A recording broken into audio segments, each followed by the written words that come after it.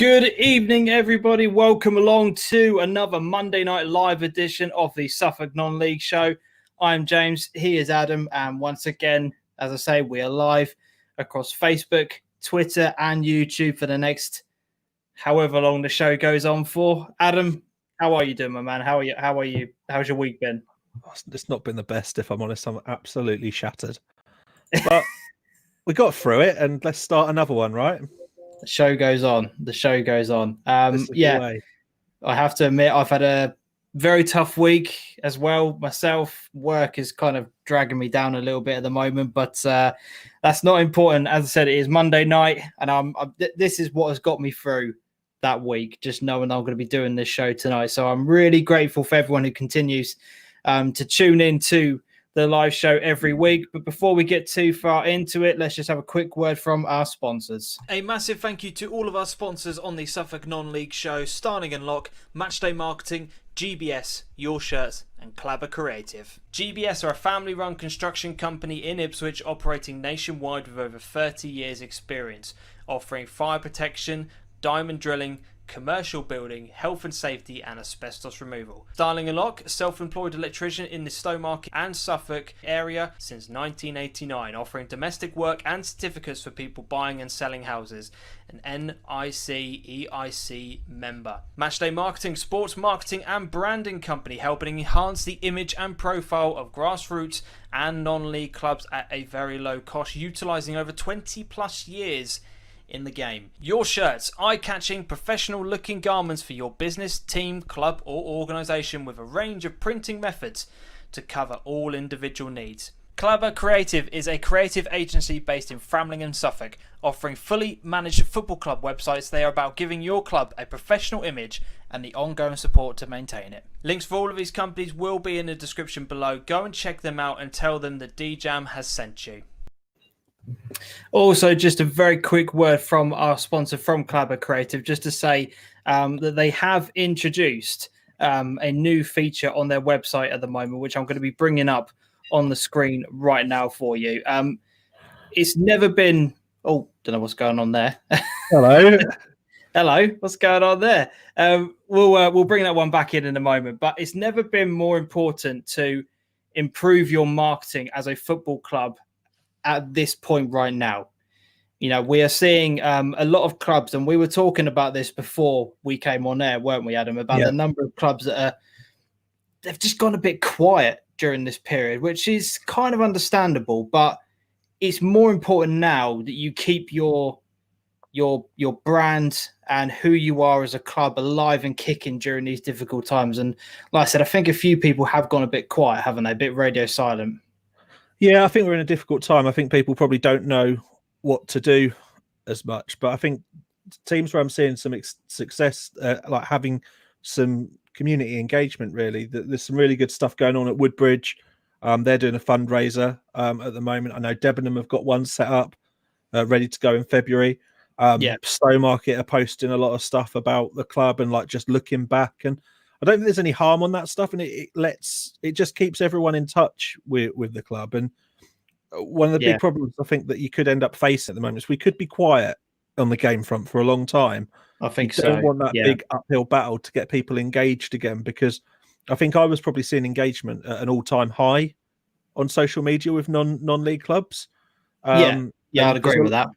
A lot of passion with it, and the club's follower base was growing exponentially. So it'd be really good for clubs to find a way to keep that up. And if you want any advice or any sort of words from James or myself, just reach out in terms of what to do. There's a few ideas that we always have sort of floating around and stuff. But I think it's just important just to, even if it's once a week, sort of have a look back at a fixture from the past or something like that, that just keeps people thinking about you and keeps you on their timelines.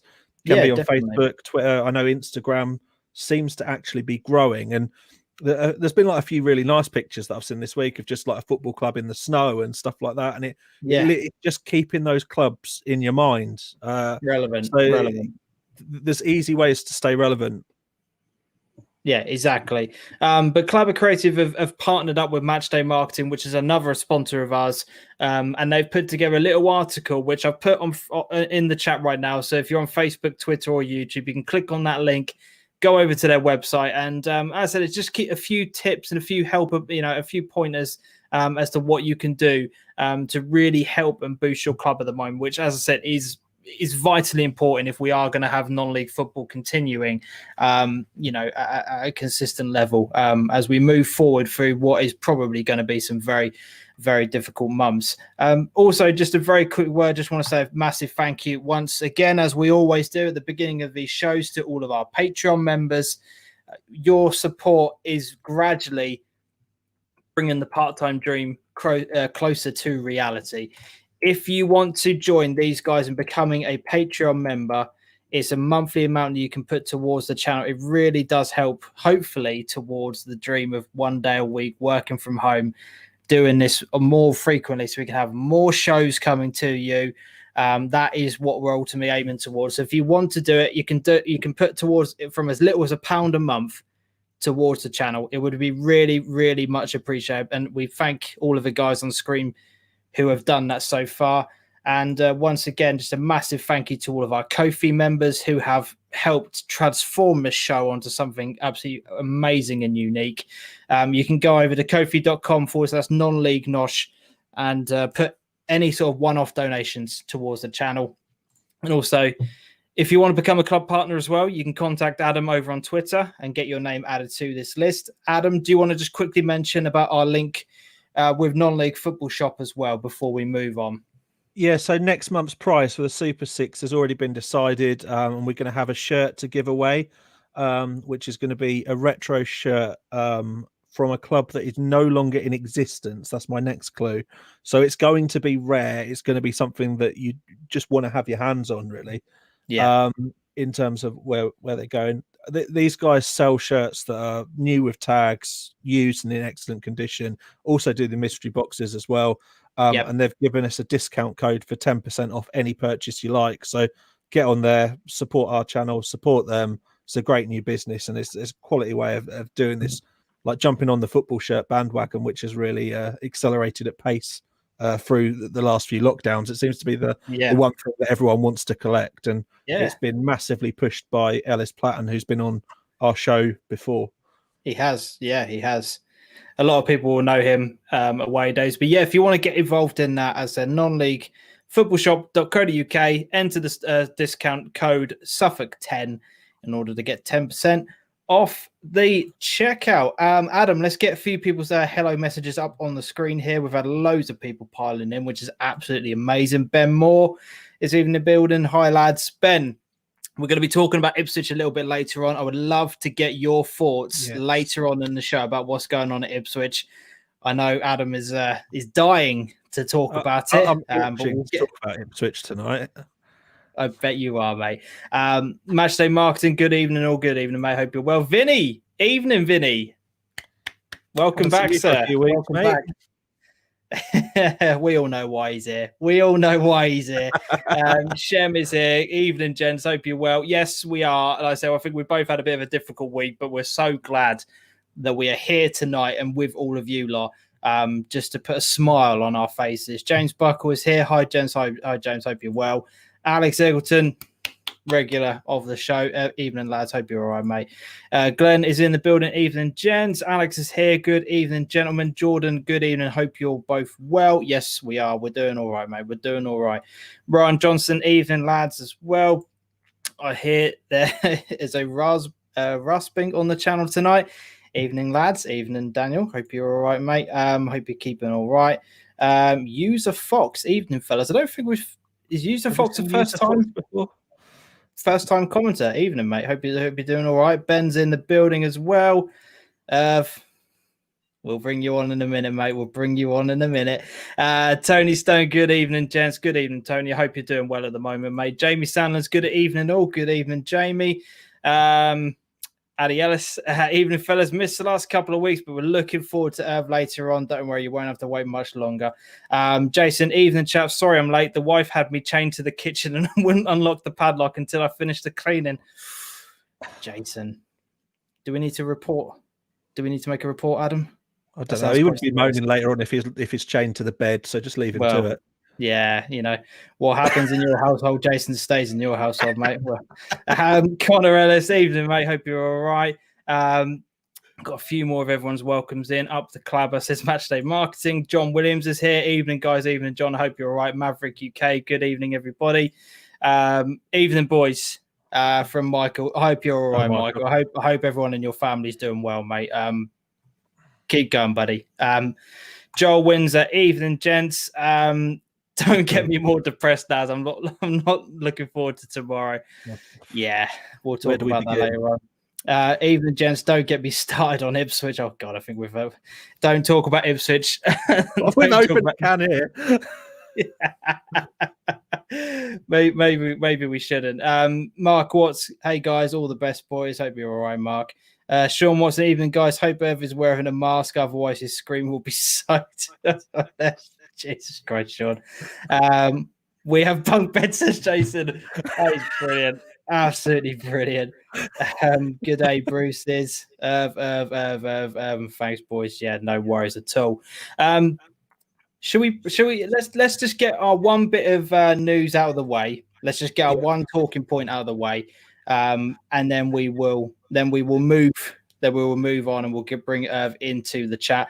The only bit of news really that we kind of saw is the fact that there is no news. Other than the fact that the Northern Premier League, which is completely out of our area and it's not in our domain, but they released a statement, I think it was yesterday, wasn't it? Or might even have been this morning, where they've said for step 3 and 4, they are going to be waiting to, first of all, they're going to be contacting clubs who haven't replied. Yeah, there's going to take a week. Some clubs that haven't bothered yet. Yeah, it's going to take a week to contact clubs to do that. It's then going to take a week to get everybody's responses in order, and then their committees are going to be meeting. So I think what we can kind of gather from that, and the reason why I wanted to bring it up, is I think that we are still going to be waiting some considerable time before a decision is actually made about what is going to be happening at our level of the game. And I don't know, I just thought it was quite interesting to see that, we're nearly approaching the end of January and still it looks like we're going to be having to wait at least another couple of weeks for something to be decided. It's a bit, I don't really know how I sit on it. How are you? I think it's absolutely like, to be honest, I put myself forward for a job here.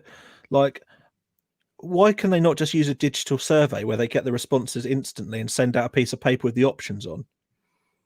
Yeah. I need to wait a week for the post to come. Come on. Like, it's the 21st century. We don't need to be doing that. You can quickly one-line survey. You get the response graphically put through to you. Everyone gets a flyer out and you give people a chance to respond. Like, let's learn from this, because it's absolutely awful. Yeah. And like, meanwhile, there are some other things going on in football, but you'll all know about the absolute uproar that's been caused with the funding. Like, yes, and this discussion could happen again at a higher level, because step 2 is now paused whilst that's sorted out, and goodness knows what's going to go on then. So yeah, tough.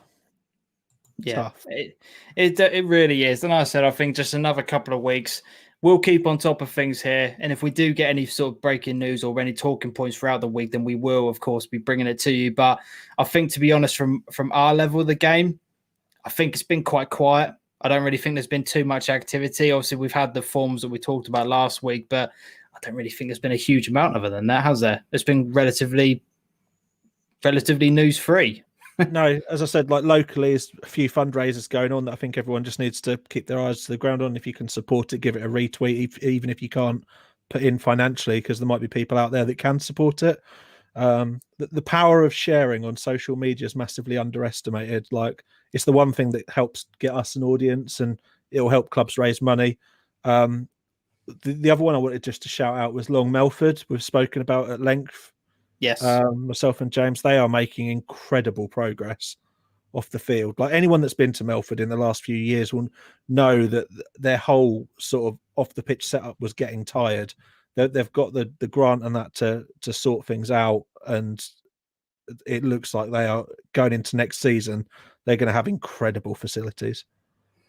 Yeah, seeing if I can try and bring up some of the images up on my screen here for all of you guys to be able to see this. I don't know if I can share my screen. If you guys haven't seen this, we'll try and share share the screen again. I know they've already moved their main stand. Yeah, there we go. So here's some of the progress that was going on at Long Melford this week, which is really good. I can't wait to see what it all looks like, and this is the overall vision that they want. Which that is incredible. If they can get that, it looks brilliant, doesn't it? It really, really does look good. It's elite for our level. Do you know what I mean? That's unbelievable. There'll be a lot of clubs that will look to that very aspirationally, and that will become a new benchmark locally for what to expect. It looks fantastic. Yeah, definitely. So yeah, that's a bit of a positive news on that. But let's bring in the main man that everybody is here and wants to see. You guys have been asking for him right from the very get-go of this show going live. Let's be honest, Adam. From week one, they wanted this man on. Yeah, we've done it. So before we get him on, if you can drop a like on the video, if you're on Facebook, if you're on YouTube, that'll help us. Yes. Give it a retweet if you're on Twitter, because it's there on James's profile, so a few more people can get in.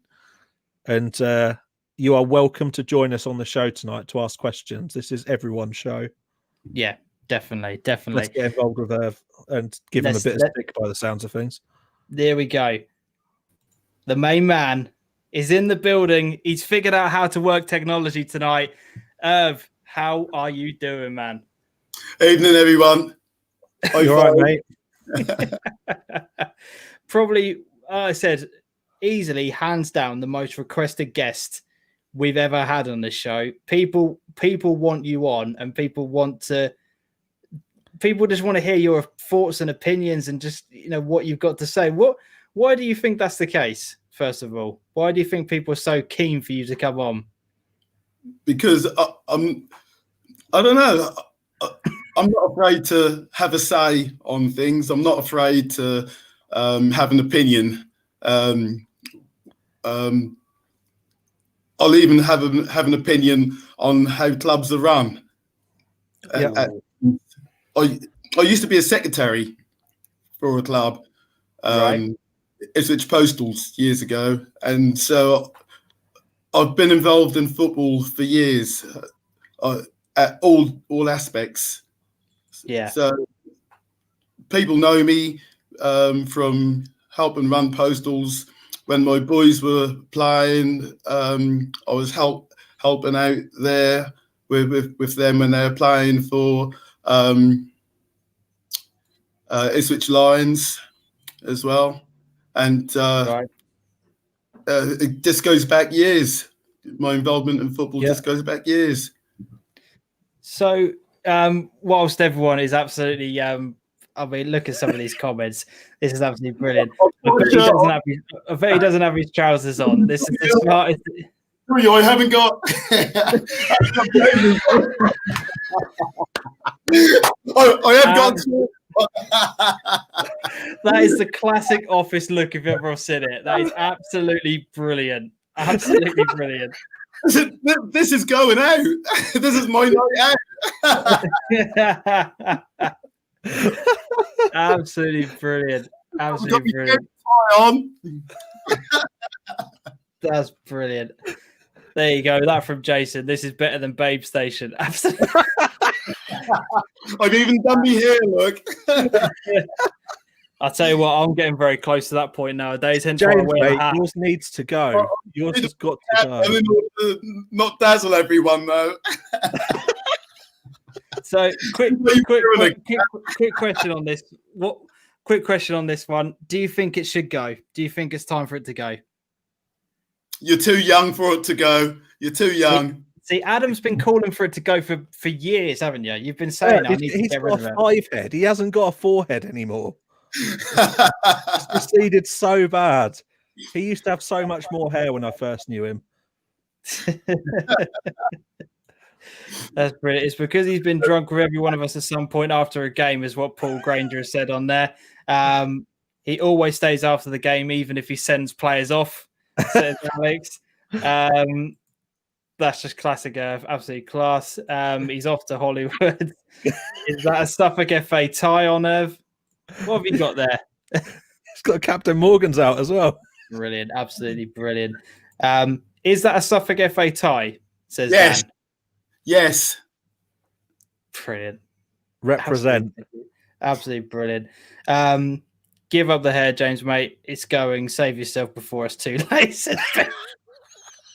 Absolutely brilliant. Absolutely brilliant. One of the most genuine men in football, says Dean on here.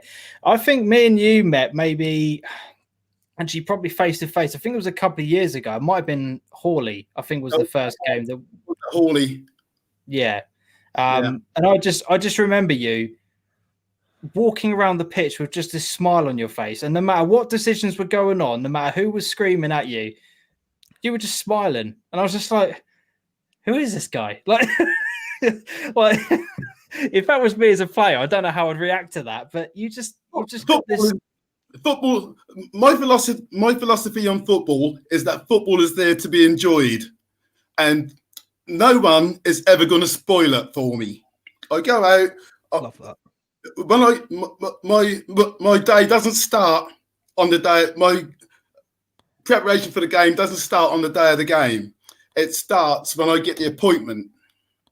Right. I get the appointment, and from the time I get the appointment, I'm looking forward to the game.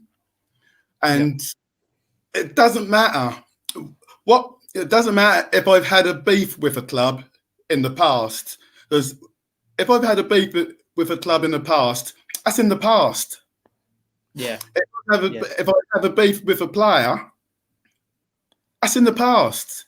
What happens on the pitch on them 90 minutes is all I care about. I don't hold a grudge. If a lot of players they'll play a team, and when they play them in the rematch, they'll think, he done this, he done that, I'm gonna get him for that. I don't have graces. I don't have a grace with people. The fact that I'll go in the bar after a game shows I'll always go in the bar after a game. No matter what's happened, I'll always go in the bar after a game. And that goes right back to when I started refereeing. Yeah. When I started refereeing, that'll be 40 years ago this year. Yeah. 40 years ago. And the first game I refereed, first half, I had a nightmare. Every referee will tell you, refereeing a game of 22 men wanting to kick 6 barrels of crap out of each other is hard. If you've got no control, it's even harder. And my first game was up at Paul's, where Achilles play. Right. Yeah. There was a team called Cranfields who were playing up there, and I got in the changing room at half time, and I sat there and I thought, I've got to give this up. I've got to go home. I thought, no, I've got to get control of this. Right. There's one person in particular. He was really causing me a lot of grief, and I went back out in the second half, and I booked this player, and I put a couple others in the book, and then I got back in the change room. Thought, well, I'm just going to get changed and go home. And they said, "Ref, you coming in the bar for a beer?" And I thought, oh, I can't go in the bar after that performance. And I said, no one will mention it. I went in the bar, and that was the start. After that, I've always gone in the bar. I'm not always welcome in the bar. Going in the bar and being welcome in the bar are two different things. But you bring your personality to a game. You don't just turn up, referee a game, and go. People talk about respect in football. Respect there's two ways. Yeah. Two ways. If a lot of referees wear a shirt that's got respect on it, but just because you got respect on the shirt, it doesn't mean to say you're going to get respect from everyone that's there. Yeah. Yeah, definitely. So Stuart, when you turn up, you command respect with the way that you treat people, with the way that you talk to people, with the way that that you can have a banter. Yeah. With them as well. I like to think that I can talk to players in a way that they're gonna talk back to me. That doesn't always happen. Yeah. But, simple things like asking a player to take a throw in from somewhere. Sometimes I'll go, you're not going any further up the line. You look at the Premiership, for instance. A ball will go out near the corner flag. Bloke will take a throw in up near the halfway line. He'll walk halfway. He'll walk halfway out, pick the ball up off one of those little spots, and he'll carry on walking. And the referee won't call him back and say the ball was actually gone out near the corner flag. Go back. You'll never see a referee send a player back in the Premier League. Yeah. You never see a referee say, get back down the line. I'll always turn around. I'll always say, please. Yeah, free kick, 10 yards, please. Do you mind? Please, back off. Do you think that like communication and respect is the start of you always ensuring you can enjoy yourself? Yeah. Yeah. Because you want respect, but you've got to show it as well. And there's too many referees who think that that because they're a referee, they got to have respect, and they won't give players or managers or even the tea lady. You can command the whole place from the moment you turn up. If they offer you a cup of tea, oh yes please. Sugar, yes please. Biscuits, oh yes please. No, never say no. Never say no to a biscuit, even if you don't eat them. Never say no. If there's a problem with the pitch, don't speak to the managers. Speak to the groundsman. Yeah. Speak to the groundsman. If the pitch is wet, ask the groundsman if he wants the pitch played on. You get two teams that'll turn up and they'll want to play football irrespective, but they don't realise that pitch, that groundsman has worked on that pitch for a week, maybe 2 weeks to get it ready for that day. And if you walk around the pitch with a groundsman and he says, well, I've done this, I've done that, I really don't want people playing on the pitch today because it is a bit wet and it holds the water. The water stays on the surface, and you say, okay, yeah, you don't want it played on, fine, okay, I won't play on it. And you might upset 22 players and all the supporters, but you won't upset the groundsman. And when the clubs are looking for Groundsman of the Year awards, they're not looking at the 20 games that have been played on it because someone's played on it on a wet pitch. They're looking at a pitch that is held up because it hasn't been played on. Yeah. You obviously, you're talking about the communication side of things with players and what it's like after the game and stuff. And we're seeing a lot of comments from people about what it is that you do and what it is that you bring to, afterwards and the things that you've done, etc. How difficult have you found that in the return that we've had to football this season? Because that must be a part for something for you that you probably struggle with. Because being able to go in the bar after a game, that's all part of the banter. You go in the bar and they say, oh, look, here he come. He's cost me a tenner. or something. And I haven't cost them a tenner. They've cost themselves a tenner. Sometimes they've cost themselves a tenner by if someone's telling me what they think of me, I'll say to them, I'll usually say something. Well, at least I can kick with me right foot.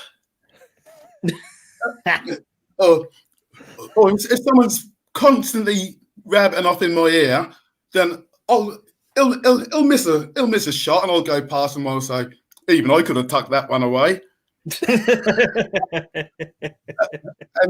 But if I say to someone, hey, you said enough now, shut it, please. Yeah. You made your point, leave off. Any more, you're going in a book. And then he turns around and say, yeah, but. And I think, what have I just said? I've even turned around and said to players, did you not hear me? I've just said, shut up. And sometimes I'll even tell their captain or their bench, hey, shut him up before I shut him up. It literally reminds me of parenting a toddler, those conversations. Yeah. And so when you tell a player to shut up and he doesn't shut up, you're left with no option. Yeah. Yeah. How would you like that side of a game? You must have to develop. Like you see young referees look after games, and that side of the game must be very, very hard for them to control. Like you see players, like particularly in the furlough none, that have played at quite a high level that are constant. Is that something that develops over time, and you've sort of taken more and more control of? Well, when I started, I think one of the questions that someone asked was how many cards I've had, how many red and yellow cards, how many games. I've never kept a record, because when I started, one of the first things I realised is that if I didn't take names, then people would walk all over me. And I weren't, in the beginning, I used to take a lot of names. And so you set a standard. Yeah. And if you go into a game, and you haven't set a standard, people walk all over you. Yeah. If you go into a game and as soon as you turn up, people think, oh, look who we got today. Oh, better watch our P's and Q's today. Yeah. But that is brilliant. If people want to play football, I'm fine with that. I'm the happiest man. At 90 minutes, my cards have been in my pocket all game. I'm the happiest man around. Yeah. But at the same time, if I need to get my cards out, I'll get them out. Yeah. I make no bones about getting them out. So in terms of getting the cards out, we've had Dan Barnard's comment here. If I'm right in thinking, has he sent somebody off in the shower before? That can't be true. Got to be a story there. I haven't. I don't think I've sent someone off in the shower before. Well, I have had. I did have a player out the changing room. We were walking off the pitch, and he was giving up plenty. And I called him out of the changing room. Went in the changing room, I handed the team sheet in, and he's still giving me a mouthful. And so I went back to my changing room, got me cards, come back, said, "Well, look, step outside a minute." And he stepped outside, and I showed him a yellow card, and I said, "You won't shut up, will you?" I won't shut up. So I said, "Yellow card." I've just been asked a question privately. Can you remember in your time abandoning a game at Walsham because you sent 7 players off? What is that about? Yes. Yeah. That was Walsham against Old Newton, and the first two I sent off were for fighting in about the 10th minute. and that they were playing against obviously playing against each other. It was two brother-in-laws, right? And they were fighting each other, and you probably knew at 10 minutes you were in for a difficult afternoon. Then the daft thing was it wasn't a bad game. It was a brilliant game, and I think Old Newton were winning 3-1 at the time, and an Old Newton player put a tackle in on the manager, Paul Smith, and while he was on the ground, Paul Smith just stamped on his head, and so I sent him off, and then a couple others came in and started making off, and so they went as well. So what is it? Sean has asked on here saying worst game experiencing whilst refereeing. Would you say that is the worst game, or has there been ones that are far worse than that? That weren't the worst game. I think because the game was abandoned, we're in the bar about 3:30. I don't think I left here till round 7.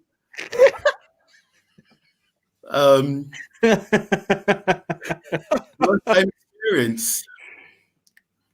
That is a hard one, really, because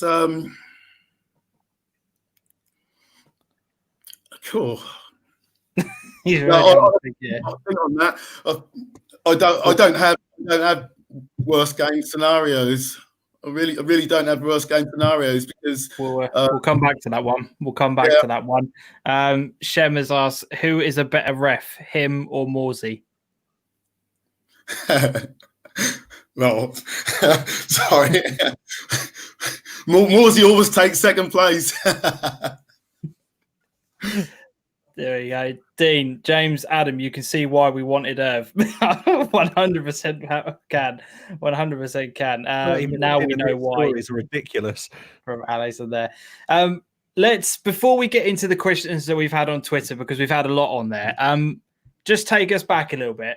What got you into refereeing? You mentioned about your history in football beforehand, and obviously the role that you had prior to that.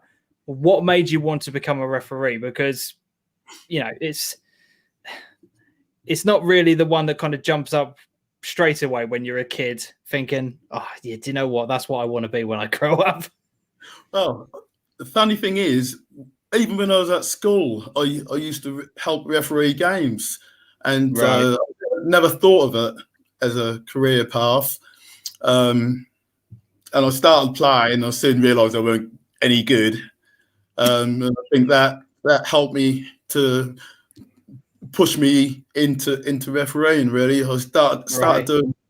I've done a couple of friendlies. There was a team called Royal Oak, and they were constantly asking me to do friendlies for them, and I think I'd done a couple of friendlies for Bramford Road Old Boys as well, for Lenny. Right. Lenny Godwell, many years ago, and then I just sat the exam. I sat the exam 1981, passed it, and started refereeing. Right, long time. That's long time. Like, do you find it hard? Like the rule changes every year seem to be ridiculous now. Is it getting harder to just keep up with everything and all the changes? Like increasingly this year, we've seen referees confused by new rules that have been brought in and all sorts of different things. Is it getting harder and harder to keep up with all the nuances of the game, would you say, as time goes on? I wouldn't say it's harder, but if you don't apply yourself to the rule changes, it's like a game of chess. It's amazing. Football is the one sport where any Tom, Dick, and Harry can turn up, walk onto a pitch, and play the game. If you play chess, You can't play chess if you don't know what the different pieces are. Yeah. You can move different pieces around the chessboard, but you won't know what you're doing. And yet anyone can turn up and play football. Anyone without a brain can turn up and play football. See that ball? That's got to go in that net there. Just kick it in that direction. But the rules are there to be understood for everyone. But no one wants to know the rules. They just want to play football. Yeah. And you'll get players questioning why someone wasn't given offside, or why a free kick wasn't given, why you've given a foul throw against someone. It just beggars belief. Like this year, the challenge drop ball is the one that we've seen over and over again. Like, and you just think, like, either how well was it communicated, or is it literally just starting to become an absorption of things to learn? Like, it must be hard every year just to keep on top of it. Like, it's not hard because it's just fine tuning. Yeah, really. It's just fine tune. The rules are there. Rules are set in stone, but they're just fine tuning things. Mm-hmm. Yeah.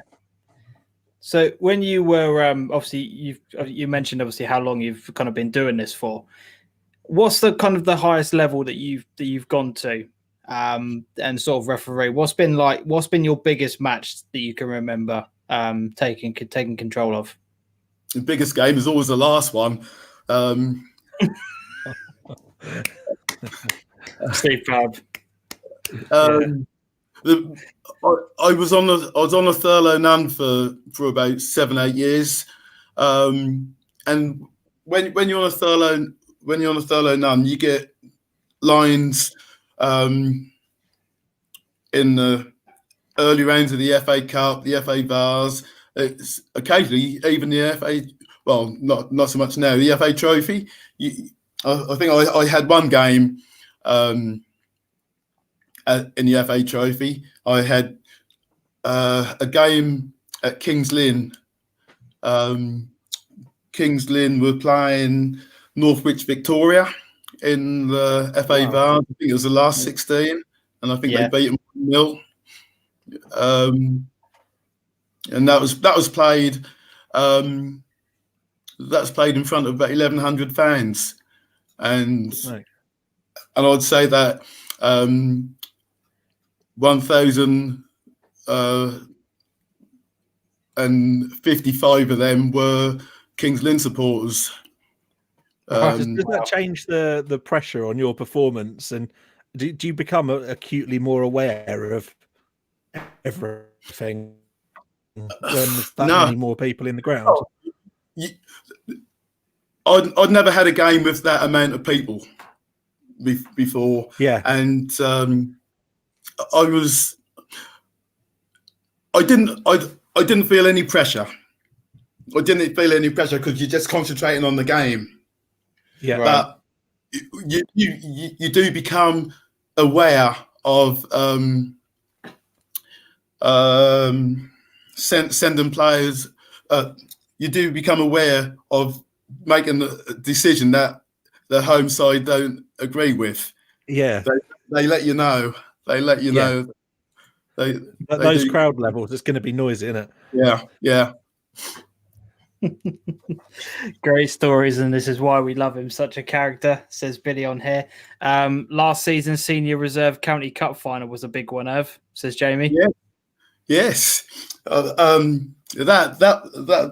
was a last minute appointment because the referee got injured the weekend before, I think, and the phone call on the Sunday asking what I was doing Monday night, and I said nothing. I said, would you like to go and referee the senior reserve cup final? And that was great. I would say that was one of the best games I've refereed in years. Really? Yeah. That was a really good final.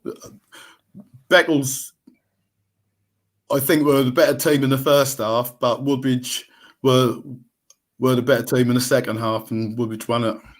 Well, when it comes to cup finals and stuff, excuse me if this is a stupid question, but because of like the pressure that and the intensity that will be being brought from both sets of players because of how much it then means at that point, do you find yourself needing to look after the game in a slightly different way?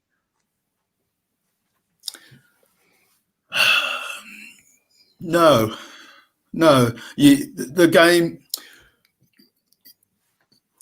If you look after a game in a different way, you're not refereeing to your true self. Yeah. Different games. Obviously, have more pressure. But I just view each game as the same. Yeah, like the reason I ask is because obviously players like at that point when they're in a cup final are really pumped up for it and going for it. They know how much the win means. But for a referee, you've got the same rule set and you've got to deliver the same results essentially for every game. So it's that weird anomaly, isn't it, that sits in the middle that doesn't matter how important the game is, you're still expected to perform at that same consistency and give those same results to ensure the best game possible. Yeah. Yes, true. But I find that to stay true to myself, I have to referee the game just as I say it. As I say it. Whether it's one man and his dog watching or 1,000 people watching, you referee it as you say it. You're still looking at two players challenging for a ball going out of play, foul tackles. You're still refereeing the same standard of football. You're still refereeing still a game of football that you're refereeing. It's only a game of football. Yeah. Love that answer. And you hope and you pray that you get every decision right. Yeah. Let's bring up a few of people's comments from the chat that we got going in the moment. Then we'll get over to Twitter questions as well. Shem has said, and I'm not sure if this is true, I was ball boy at Carrow Road once, and Herb was official for Norwich versus Southampton. Does he remember? What's this about? Yeah, I was fourth official that day. I think. Really? I was fourth official. The story to that. There is a story to that. I'll tell you. The referee was. I was really looking forward to this because I didn't get to do many Premier games. I'm not sure if it's Premier or whether it's League Division 1. Do you remember when this was? And I might be able to find out. That was Shem actually sent me a picture of the back of the program because Shem's got the program. Right. And, okay. Years ago, he sent me a picture of it. I think that was about 1991. Oh wow! Okay, so we are talking quite some time ago then. Okay. Yeah, about 1991, and I was looking forward to it, especially when I found out who the referee was, and he's one of the top referees, and got there. I went up with my wife, her best friend, and her boyfriend. We went up. We stopped at there's a pub on the A140. I can't even think of the name of it now. And we stopped there, had breakfast, got to Norwich about 12:30, parked in the car park, and went in. And I was really looking forward to meeting the referee because he is a what a great referee he was.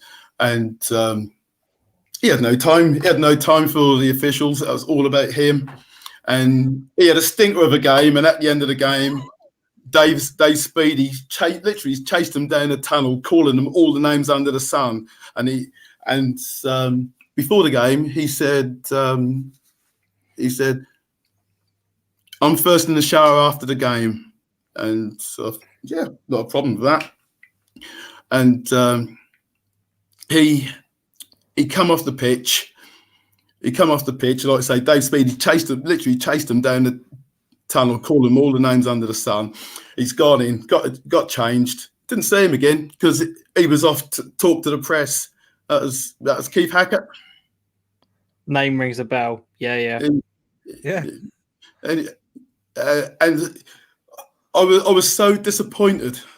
Because I thought, I'm going to hear stories today from his refereeing career. I didn't hear nothing. Yeah. Didn't hear nothing. He got changed, and he was off talking to the press. You look at referees today, you won't get anything out of them. They won't speak to the press. They have nothing. They might as well. The interview room at Carrow Road might as well have been done up for him rather than the manager and the players to talk to the press. Dan says you must have hated him aside. Other than Keith Hackett, how did you find the experience? Because that's a pretty special thing to have on the CV. Yeah, that was good. I done another one up there. I done Norwich and Stoke as well. I done. I was at Southend with Graham Poll before he became anything. Yeah. And I had to laugh because I'd never seen anyone so fat on a football league, and he was chunky. He was chunky, and I used to have a little bit about the referee in the program, and he said he enjoys the gym, he enjoys golf, he enjoys squash. I thought, yeah, the only thing he likes about the gym is the chocolate machine. But I should imagine he couldn't go past it without emptying it. And but obviously, once he got on the Premier League, he obviously had to do a proper fitness regime, and strip all that weight off. It sounds like one of those generic CVs that you get where you write on the back of all of them, I enjoy going to the cinema, playing sports, and spending time with my family. Yeah, all the same. Definitely. Shem says on here that you didn't shake Brian Gunn's hand. Is that true?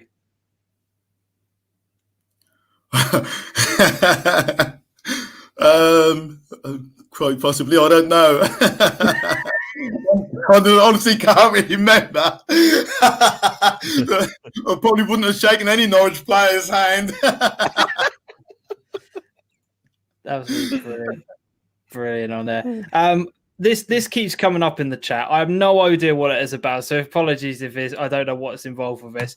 Vinny said, please ask Irv who the Phantom Raspberry Blower is. What is this about? Because I've seen this like, again, a couple of comments later. What is this about? Or what? Just explain to me.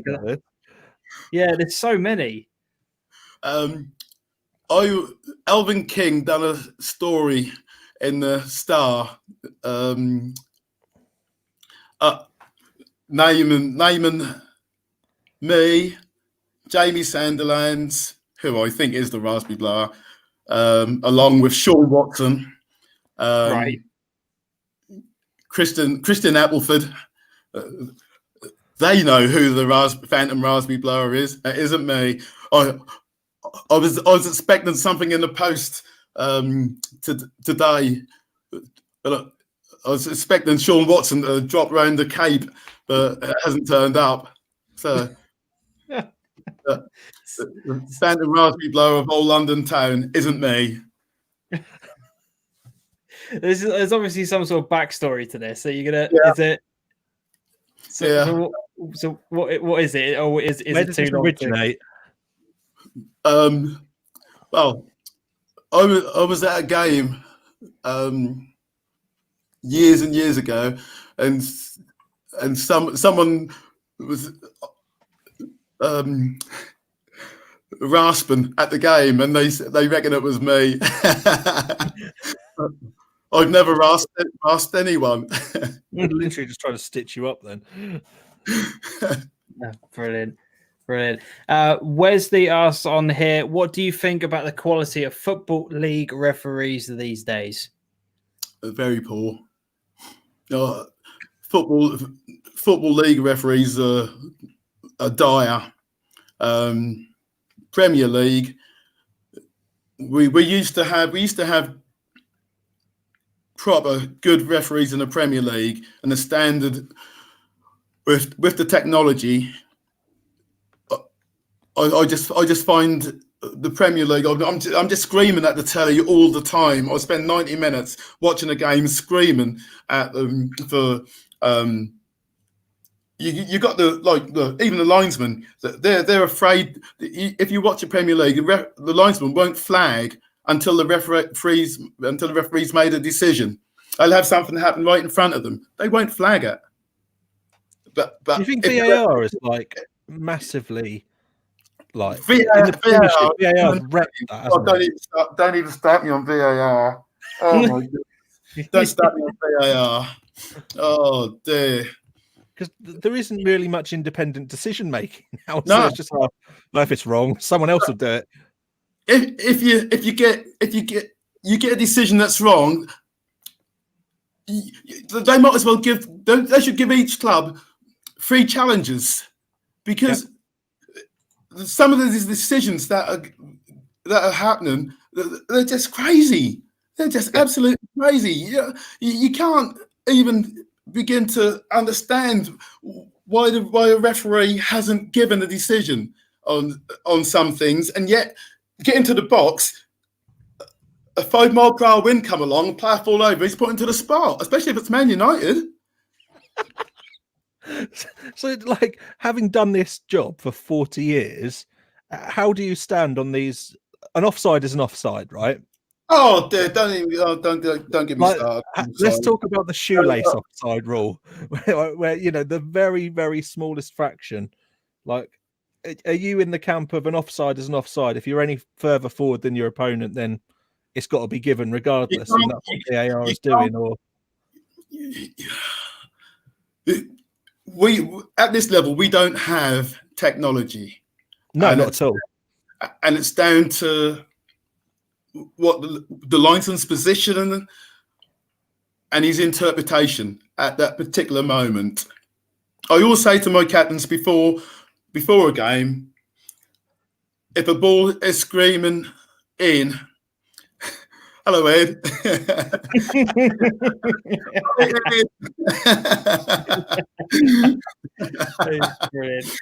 If a ball is screaming in from 30, 40 yards, I'm given a goal, irrespective. If it comes back off the crossbar or the post and the bloke's offside when the ball was played, then obviously I want the flag. You look at the Premier League, the bloke, he's offside, it's clearly offside, but they're not putting a flag up until he's literally going to be scythed down by the goalkeeper or come into contact with someone. And I just sit there with my hands on my head, screaming at the telly, "Put the flag up!" I hate it because, like, I think the best thing about non-league is that everything that's given is just the clear and obvious, and everything in between is up for contention, and it creates a talking point for the game. It helps non-league become what it is. It's good. Yeah. I like it. And then, VAR was introduced at elite level to only make sure that clear and obvious mistakes weren't made, and all of that was done. But it's literally now being used to sort out nanometers. Whether his fingernail is offside or not. Oh, it's just crazy. It is just crazy. Absolutely. Let's get you off the topic of VAR. I'm just going to bring this random one up because I just want to hear your answer. F off Mick has said, what is Irv's favourite town chant? The Great Escape. I'm going to need one of them this year.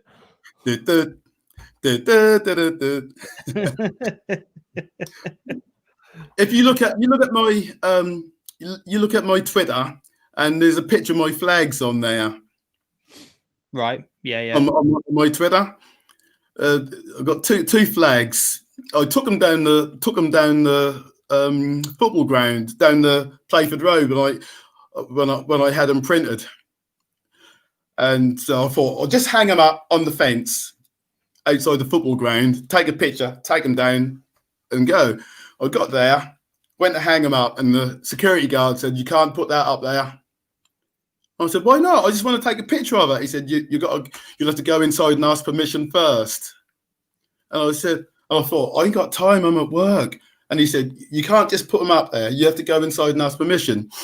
And one is a England flag with Pinewood Manor Blues on it, and the other one is Norwood's face on. Have you seen The Great Escape? Yeah. No, I can't say I have. You haven't seen The Great Escape? No. You're in the same boat. You're in the same boat as Paul Lambert. He hasn't seen The Great Escape either.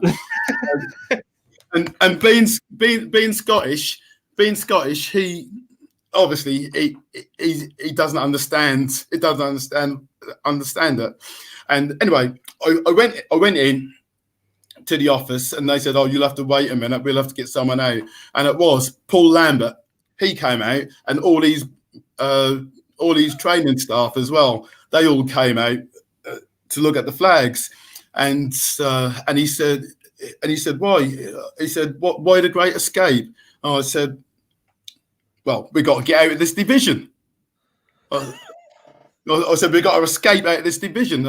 And at the time, I think we were either top or second in the table, and he was like, "Oh well, we're going to do this easy," and oh no, and literally since then it has plummeted downhill.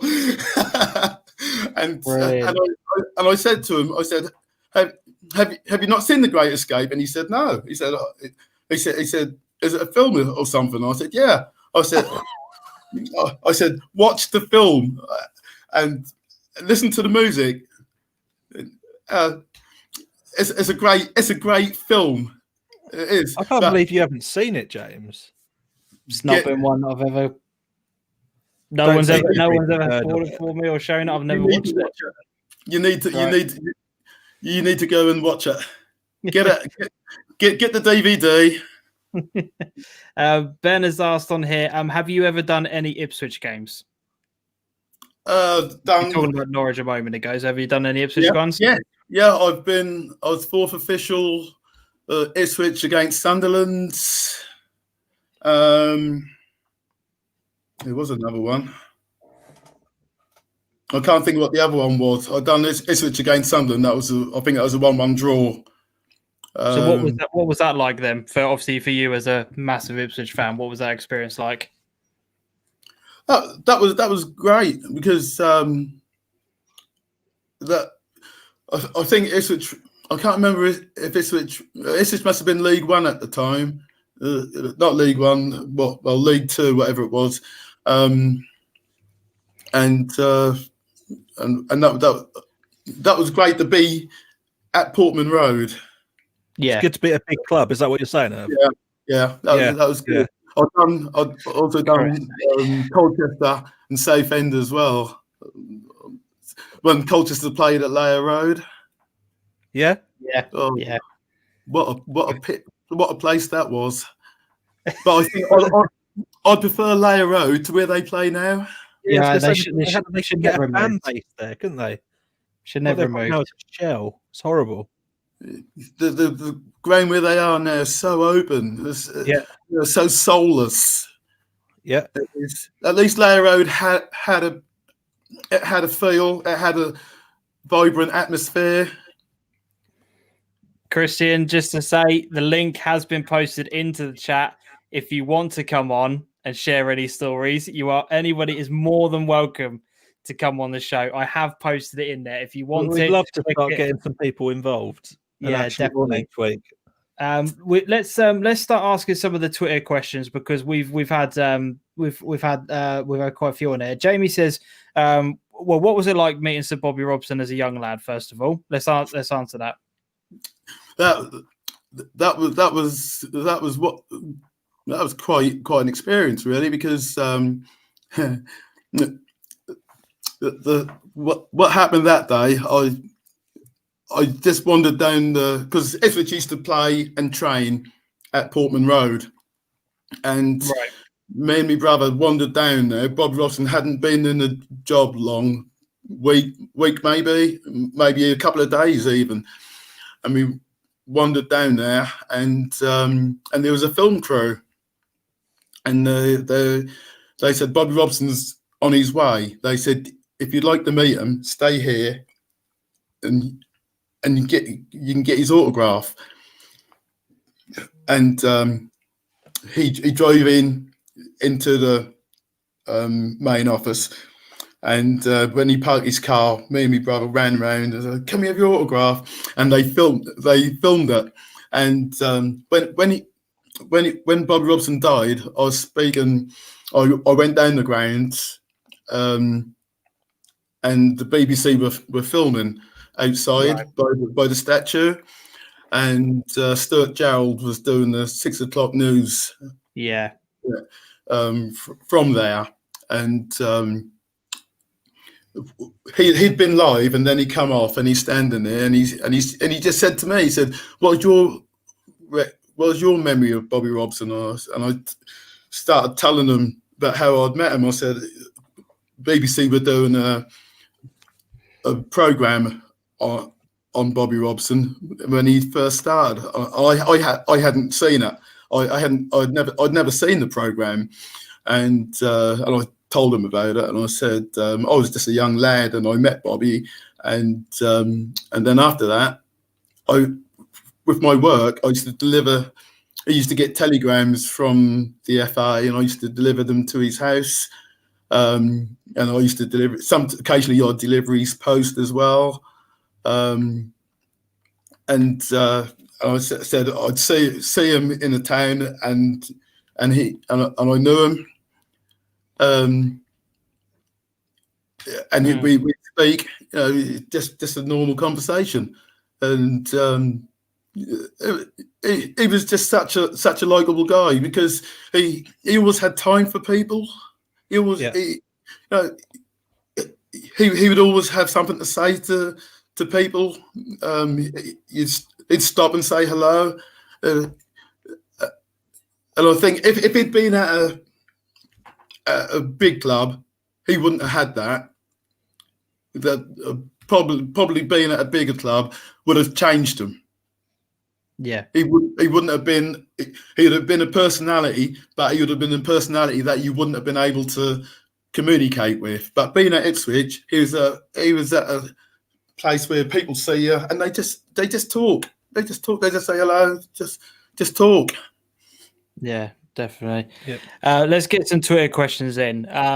Billy Case asked the best after game hospitality.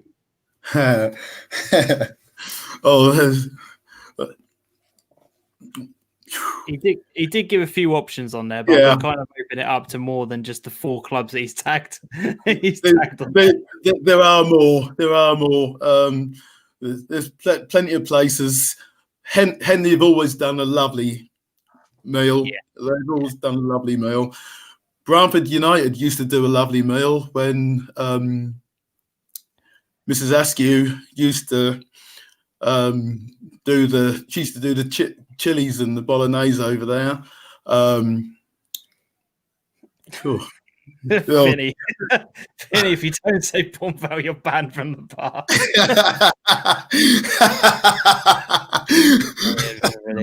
Bombvale. There you go. There's the answer. Without naming a club. Halsworth always done a lovely spread. Framlingham always done a lovely spread. Fiona Fram, all over the place. Without naming a club, what's like the worst experience of after game food you've ever been dealt? When you walk into a clubhouse and you see the sandwiches are already sitting on the bar, and you see the flies flying around, and you think, yeah, they're going to be giving us them sandwiches. The sandwiches are not covered, and the flies are going to be all over them, and they're going to be there for us to eat after the game. Yeah, thanks. I'm not naming clubs. No, don't do that. So let's. I'm going to share my screen, and I'm going to bring the questions up as we go on here. So let's bring up this one from Tackett Street. So let's bring this one up. There we go. So they said, always been a pleasure having a chat with him when he refereed us in the past. Can you ask him how many teams you think will have folded in 5 years' time? I don't want to be pessimistic, but I reckon it's going to be a large amount. Can you see more clubs folding? You only have to look. For instance, look at Sundays. 10, 15 years ago, we had 2 Sunday leagues.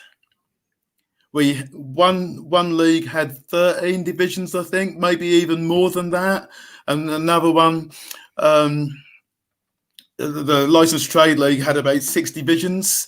The Licensed Trade League is non-existent now. The Sunday Morning League, I'm not sure how many divisions that's down to. It's probably down to about 6 divisions. Right. And but on a Sunday, you used to have each division used to have about 10, 12 teams at the very minimum. Yeah. Possibly 14 teams. And on a Saturday, the SIL used to have 8 divisions with between 10 to 14 teams in each. Wow. And 16 in a senior.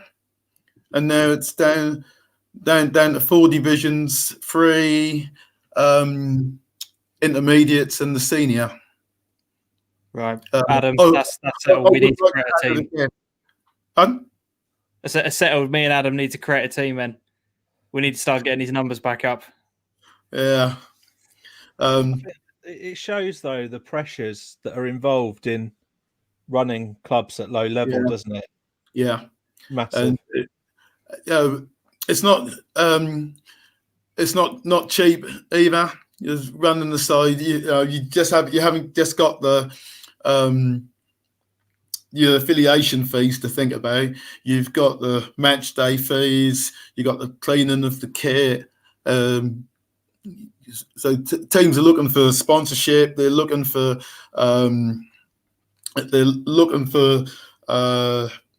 some way of funding how they run, and it's not cheap. Running the side, whether you're playing in the lower divisions or whether you're playing in the higher divisions, you need financial support.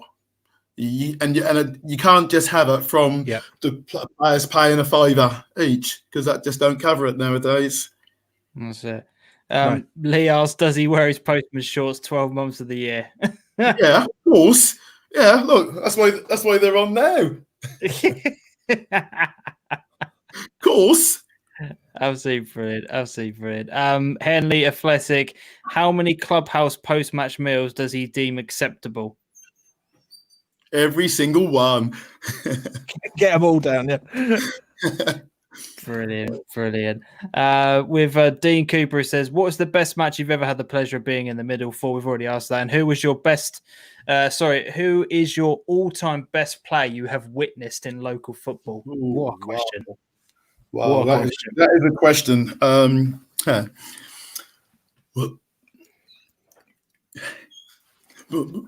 gonna put my neck on the block here and say that one of the best players I've ever had the privilege of playing with is Bobby Knights. I played with him for Postals back in the 70s. Right. And Peter Smith as well, Colin Kennell, all good players. come down through the years. Oh dear, there you are asking something. Modern day, I think. Oh dear, what's his name? Who's playing for Cranes? Tion Leggett, yeah. He's something special. He is something special. James Blades as well. Yeah, you can see why Cranes were the top side, because with Bladesy and Leggett playing, they were exceptional. But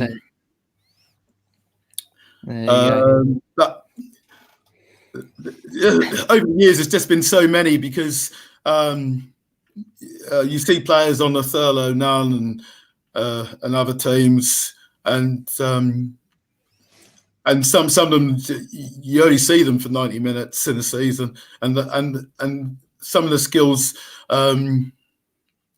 just take your breath away. Oh dear, I can't even think of the names, because there's a bloke.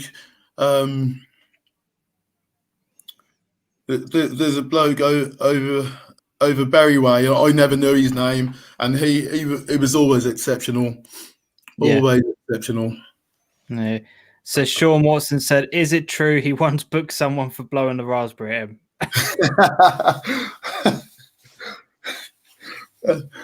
I don't recall booking anyone for blowing a raspberry. I would have probably laughed. I've probably gone back at him.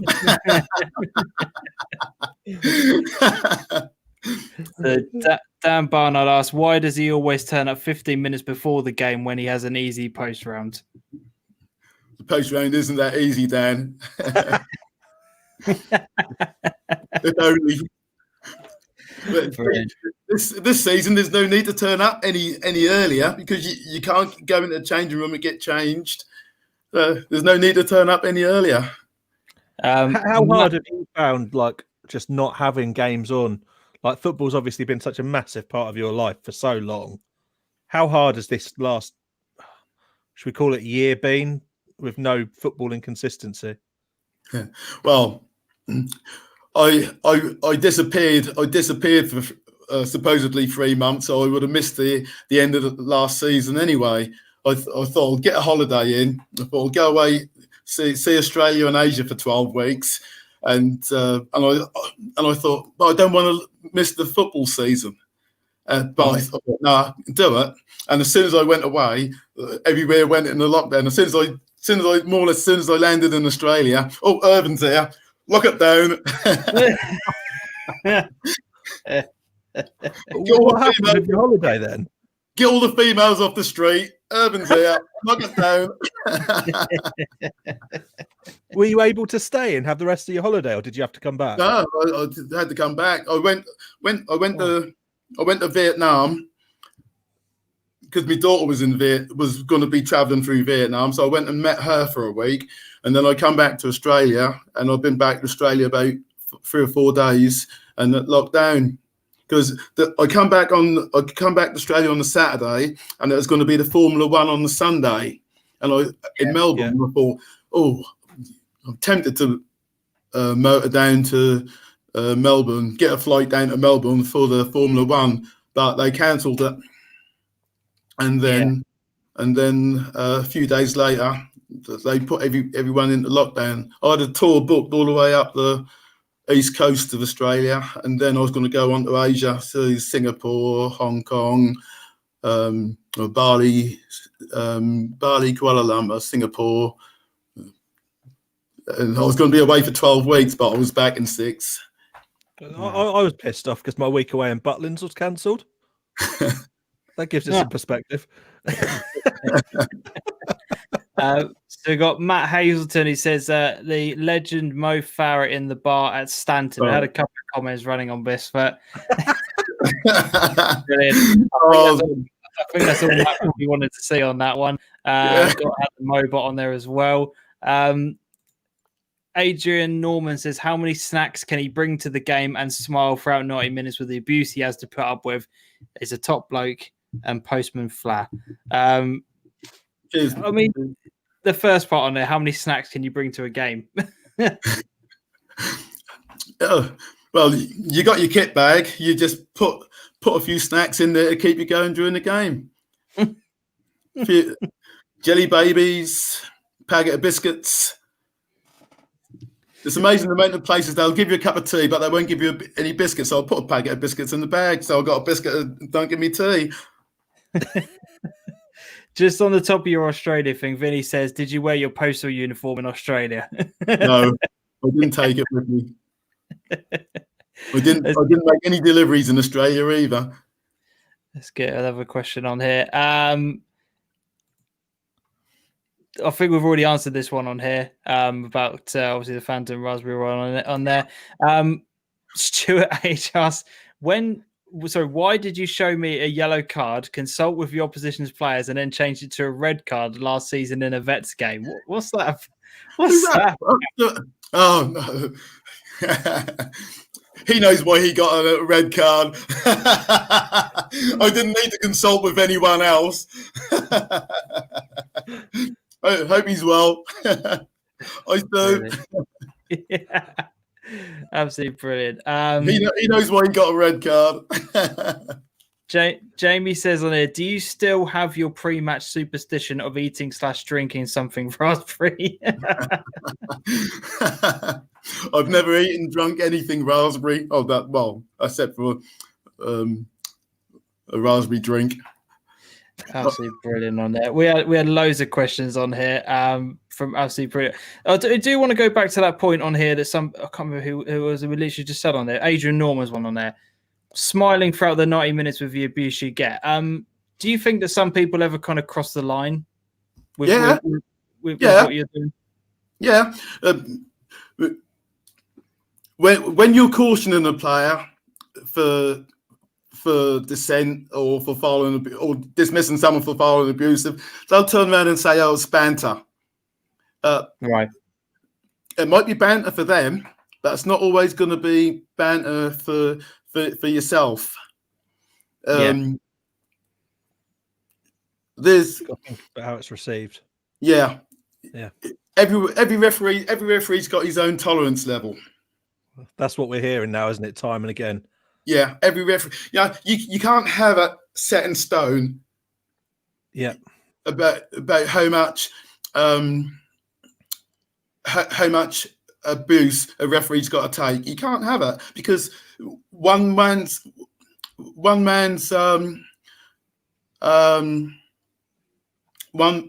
abuse is another man's banter. Yep. Yeah. And each referee has to have his own tolerance level. Yeah. And so I'll caution a player if I think he's gone too far. I'll warn a player will always get a warning first. But if I think he's gone too far, that warning doesn't exist. Yeah, that's it. Yeah. Alex asks, what do you think about the youth coming through at the moment? Do you think there is enough coming through at this point in time? Is that something that you are potentially refereeing? Well, let's go from a player and from a refereeing perspective as well. Let's talk about the referee side of it. There's never enough youth coming through. There's never enough. Could always do with more, but again, the abuse drives them away. All too often, a referee, some of these youngsters, they'll start their refereeing off at the up at the academy, and it's a protected zone.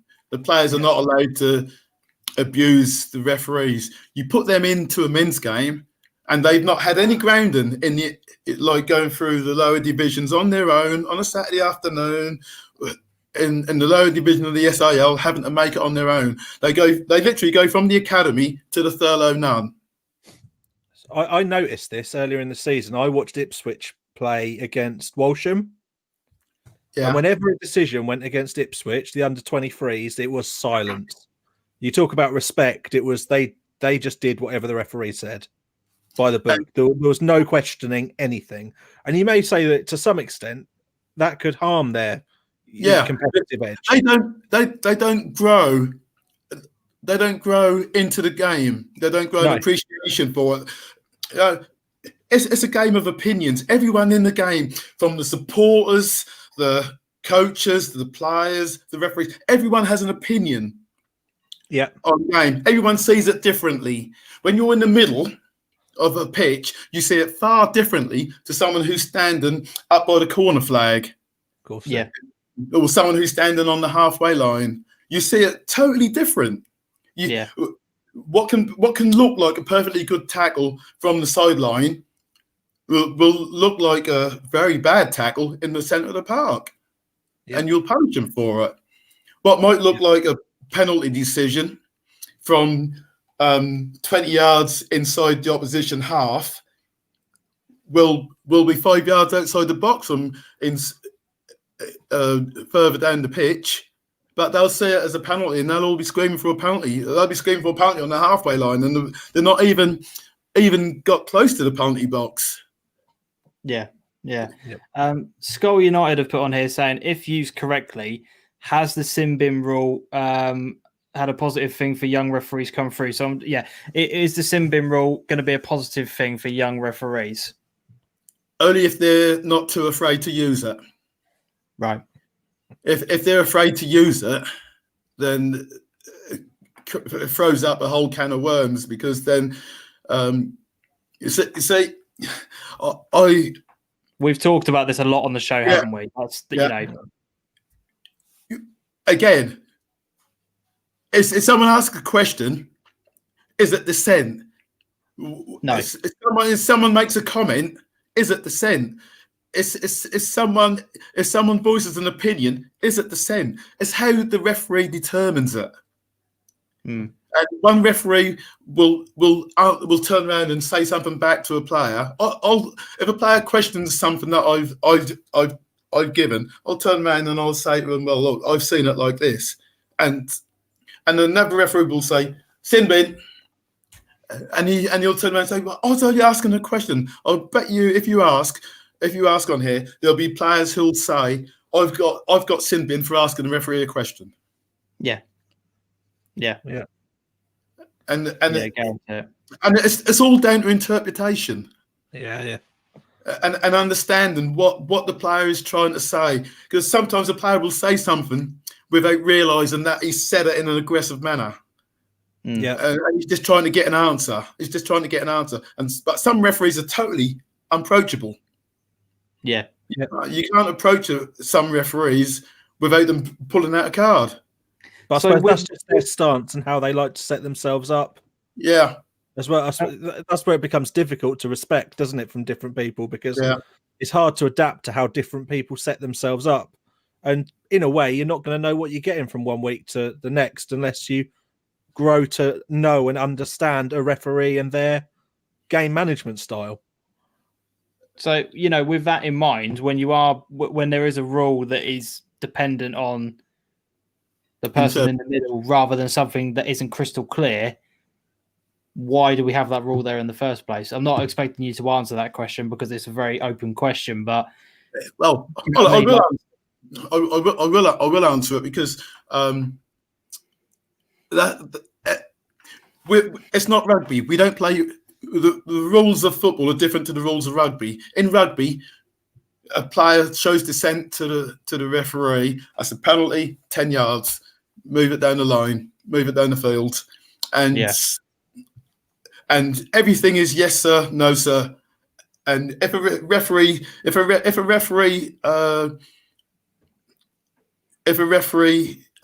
in rugby is showing disrespect, then the whole team suffers. It's not like that in football, and it goes it's right from the top.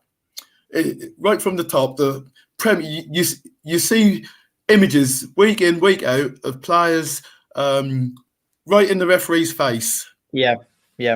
And they don't have the sin bin rule in the Premier League or in the elite leagues. It's only for the lower leagues. I don't. The sin bin rule has its benefits, because if a team wants to lose 1, 2, 3, 4 players in a game for 10 minutes, then they'll carry on abusing the referee, carry on shouting at the referee, carry on screaming at the referee, and he'll point you in the right direction. Yeah. Vinny wants to scrap the sin bin rule because he wants to shout at all the referees. Vinny's never been quiet. Vinny, shush. Vinny, shush. I love Vinny. Get him in the bar, and he's a different person. Get a drink down his neck. He's a different person. Like get him on he crossed that white line. I once said to Vinny, I said, you cross that white line, you're my bitch for 90 minutes.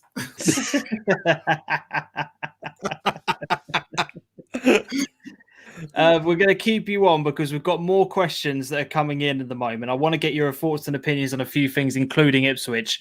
So we're going to keep you on. But Adam, I think I can talk for hours on Ipswich. Yeah. Cool. Get me started. Adam, we just want to do. How on earth can Lambert reckon that he couldn't ask more of his players? When you're winning, even when you're winning, you can ask for more. When you're losing, you demand more. How can he say I couldn't ask for more? You get a shot on target. Hello, that big white thing with the net. Have a shot at goal. Eh?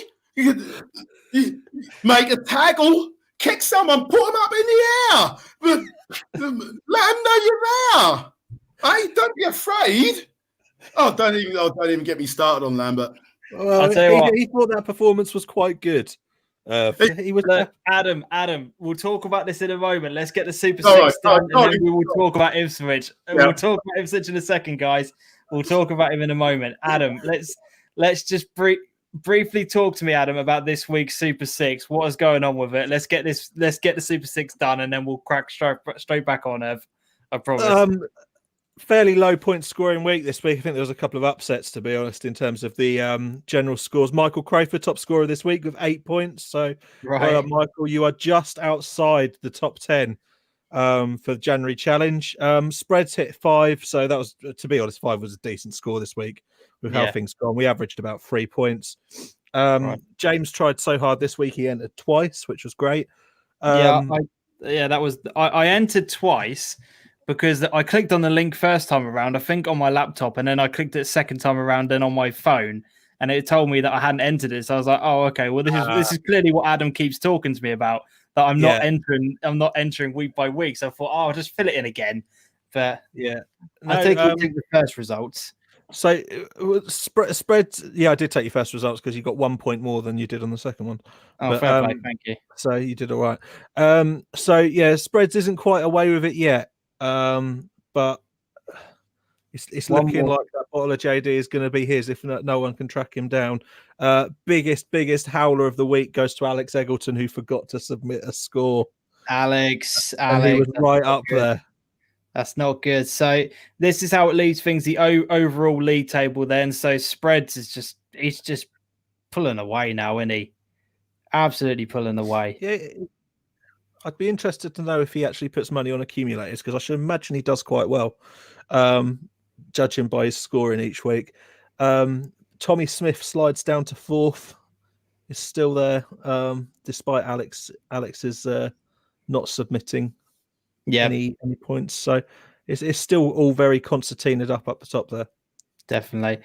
And good to see my dad is slowly but surely approaching the top 50. Well done, Dad. I've never known anyone to put so much effort in for so little reward. Yeah, I know. Well, that's my dad all over. So this week's this week's Super Six. Then here are the games that are up for grabs this week, and I'm just putting in the link for this week's Super Six in the chat. I will remind you to do this after the show, mate. Because we want you involved in these. So Norwich versus Middlesbrough, Crewe versus Ipswich, Cambridge versus Crawley, Colchester versus Scunthorpe, Port Vale versus Southend, and Kings Lynn versus Wrexham in the National League. Remember, if you want If you want to get involved, it doesn't matter whether or not you're going towards the monthly competition or the overall. For me, the overall is a bigger picture. But yeah, get involved. As I said, the link has been posted into Facebook, been posted to Twitter and to YouTube, and we will be sending out constant reminders. And as Dan says on here, Colchester do play Friday night, so we must get our entries in before 7:45 on Friday night. Otherwise, it will not count. But as I said, we will put reminders out throughout the week on there. Adam. Yeah. Just a reminder on that one, mate. Dan Barnard, Jesus, I got 0. Me and you, James, were right next to each other. That's not a good thing, Ben, when you're in the same conversation as me for this. I can't even break into the top 20, mate, on there. Yeah, and Vinny, I'm 43rd and I ain't played for 4 weeks. You lot of rubbish. Absolutely brilliant. So yeah, Super 6, get involved. Let's get back to the chat. Whilst he downs his drink, love it. Let's answer a few more questions and then we'll start talking about Ipswich, because I can tell you've just got got frustration in there. So many things you want to talk about. Dan Barnard just says, please ask Irv what he thinks will happen to this season and what he thinks should happen if we are allowed to play. What do you think is going to happen? Very quickly. Well, I can't see it being anything other than same as last season. Don't want it to be. But I didn't want last season to be null and void, because that was never. That wasn't. I think everyone thought, that'll all be over in a few months. Yeah. You look at the American president. He thought he had 2 cases in New York. Sort that out, and that'll be all over. And look at the state of America now. This is going to be going on for a long time, because there's a lot of people to be vaccinated. Yeah. There's a lot of people, a lot of the youngsters won't be vaccinated until June, July, August, September. And remember, you got to have a second vaccination, and then it's got to be 28 days after that second vaccination before it's deemed to be effective. Yeah. So this ain't going to end anytime soon. Breaks my heart, as like everyone that's in the show tonight, everyone that watches the show, whether they watch it tonight, tomorrow, in the podcast. Everyone wants to be back out on the field. Everyone wants to be back out playing. But there's no way that anyone's going to be back out playing for a long time, unfortunately. My kit's in the car, ready for my next game, but but that next game... You've got your shorts on already, waiting. To get out there and do a few more 5Ks, I think, just to stay in tune. Right. We've got Damo Brown who says, have you ever subconsciously, after reflecting, made what you would consider a wrong/biased decision when refereeing a game because a team that was courteous to you over an aggressive team? Do you think has that ever come into your play, or do you just switch that kind of stuff off? I switch that kind of stuff off. As far as I'm concerned, I'm reffing the game. It's like I said earlier. I could have a team the following week after a game where I've had 4 or 5 players off. What's happened in the past has no reflection on what happens in the upcoming 90 minutes. Yeah. If a team wants to think that I carry a grudge, then that's going to be playing more on their minds than it is on mine. I will only referee what is in front of me. So the players go into games. Some referees will mark a player. Some referees will think, well, I'm going to book him. I'm going to book him, and I'm going to book him. I never go into a game with that attitude. It's all what happens in those 90 minutes. I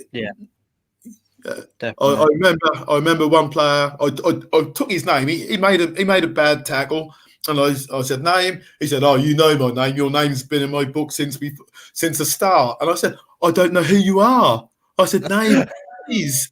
I said, I don't know you from Adam. He said, all the referees know who I am. And I said, I don't know you. I said, please. I was near the technically, and I said, please, I don't know who he is. Tell me who he is. And they said, well, if he won't tell you, we're not telling you. And I said, oh, don't worry. I just showed him a card. I said, I'll get it off a team sheet later then. Brilliant. Vinny's asked a question, and then we're going to move on to Ipswich on here. So Vinny's just said, please ask her what happened between Exiles and Witnesham this season. It looked like he sent the whole team off. Is there something behind this that we don't know about? What happened in this game? There was a few red cards. Right. Players fighting with supporters. Sometimes teams just lose the plot. And on this day, one or two players lost the plot. Right. There we go. We'll move on. Let's talk about Ipswich. A lot of people want to hear more about it. We've had so many comments when you were in the middle of your rant there for a moment. Let's talk about what happened over the course of this weekend then. Obviously, everyone's seen the poster. Everyone's seen is it Blue Action? Is it Blue Action? Is that the name of the supporters group? Put up on the at the club, which, to be honest, at the moment in the current climate, I think is the only thing that can be done in terms of showing that you're frustrated. I know a lot of people come on various different podcasts and give their thoughts and opinions, which is absolutely fair enough, as everyone's entitled to do that. But I think when people, I think they've probably done the best thing that they can to try and get their voices heard. Do you know one of the things though that gets me with that is I think that's a great idea, putting that on the gate of the club. Yeah. But surely if they put more posters on the way into the club, the way that they have to drive to get in, because then they've got no remit to actually remove those posters, whereas they can remove the ones on the gate. So if they targeted the derelict buildings, of which that's most of like downtown Ipswich, and actually there's so many shop fronts and old, units that used to be used, and actually put the posters on those, they wouldn't get removed. But, I actually think fair play to the people who are actually organising it rather than just sitting there talking. And, I saw a lot of people having a go at what Blue Action were doing as well online, saying that it's not enough. And it's like, well, what more do you want people to do? We're in the, they're in the middle of a pandemic. Not a lot more they can do. They had a protest planned for the Swindon game. Yeah, I saw that. Yeah. Pandemic, they had to call it off. At that time, I wasn't for a protest, but okay. That's changed. I don't understand. To allow back in, that'd be horrible right now, wouldn't it? I would feel for any fans that would be allowed back in, because Lambert's obviously watching a different game to everyone else. If he think that the players can't give any more, When Lambert came in, he didn't come in March. He didn't come in when the season was done. Lambert came in October. He had from October to April. Yeah. He had from October to April to sort that out. He didn't. He could have saved Ipswich from going down. Darren Bent was available. He needed a striker. He got someone from Huddersfield who couldn't hit a barn door with he couldn't hit a cage backside with a banjo. Was that Colin Quainer, wasn't it? Is that the one? Yeah. I think he scored one, maybe 2 goals. I think he scored the winner against Leeds. You know what the desperation is like though now, because people are sort of saying I'd still rather have Colin Quainer over Aaron Drinnan, who's the new scapegoat, because he's got a 50p boot, but he's got Tyrese Simpson as well. He's got Tyrese Simpson. Tyrese Simpson is a striker. Yeah, but he won't give him a go, will he? Put him up front. He reckons he's got no fit strikers. So what's Tyrese Simpson doing? Oh, He's built like Traore at Wolves. Put him up front there. Let him get amongst them. But he won't put two players up front. He reckon we're useless. We're useless with two players up front. We're useless with one player up front. So why even play with strikers? Lambert's headline quote from Saturday. Play like Spain. Play without a striker. Lambert's headline quote from Saturday was 75 minutes. We ain't had a shot. That's every game, though, Adam. That's the problem. They came away with, I thought we were really good. I couldn't ask for any more, and that he couldn't fault the players for their performance. Yes, he could. You can 1-0 to a team that didn't have a shot on target. You can always ask for more. You can. Of course you can. When you lose, you demand. You don't ask for more. You demand more. When you're drawing, you demand more. Even when you're winning, you demand more. Better quality passes, better quality defending, better midfield, more pressing up the field. If you press up the field, if you tag them up the field, then they don't get behind you. You press them up the field, you get the ball back up the field, and you head for goal. Yeah. You head for goal.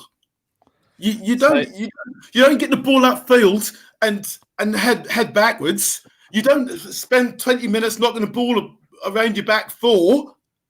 That's the same mistake happening. Possession doesn't win games. Yep. Putting the ball in the onion bag wins games. And we might have had 17 shots, but we had 2 shots on target. Yeah. Get the ball on target. You don't have to walk the ball into the net. You can shoot for 25, 30 yards. Having a shot from 25 yards, if a keeper spills it, you can have someone running in and tapping it in. You don't see him having a shot from 25 yards because they're told to get to the corner, put the ball across, and they put the ball into the middle where there's no one in the middle. They're putting the ball in the middle for people to plug it out the air. So Luke asks on here, who do you want as a new Ipswich manager if Lambert does go then? Anyone who's going to play 2 up front.